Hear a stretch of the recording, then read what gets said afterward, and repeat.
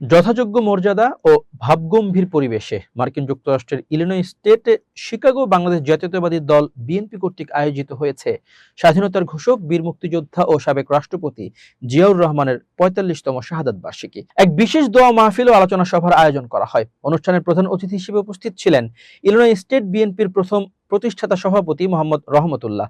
পুরো অনুষ্ঠানটি অত্যন্ত সুশৃঙ্খলভাবে পরিচালনা করেন অভি ওহিদ।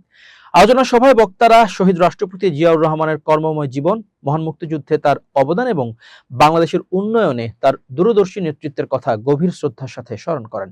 বক্তারা বর্তমান রাজনৈতিক প্রেক্ষাপটে দলের নেতাকর্মীদের ঐক্যবদ্ধ থেকে প্রবাসে জনমত গড়ে তোলার আহ্বান জানান। উক্ত আলোচনা সভায় বক্তব্য রাখেন ইলিনয় বিএনপি ও অঙ্গ সংগঠনের স্থানীয় নেতৃবৃন্দ। তাদের মধ্যে বক্তব্য পেশ করেন খালেদ রউফ, তাজুল ইসলাম রিপন, রাকিবুল ইসলাম, কাউসার আহমেদ, রুবেল আহমেদ, সোহেল রানা, রফিকুল ইসলাম, তানভীর আহমেদ, কাজী রাহাত সহ অন্যান্য নেতৃবৃন্দ।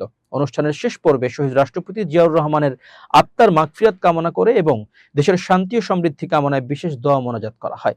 দোয়া মাহফিলে শিকাগো ও পার্শ্ববর্তী এলাকায় বসবাসরত বিপুল সংখ্যক প্রবাসী বাংলাদেশি ও বিএনপির সর্বস্তরের নেতাকর্মী ও সমর্থকেরা উপস্থিত ছিলেন।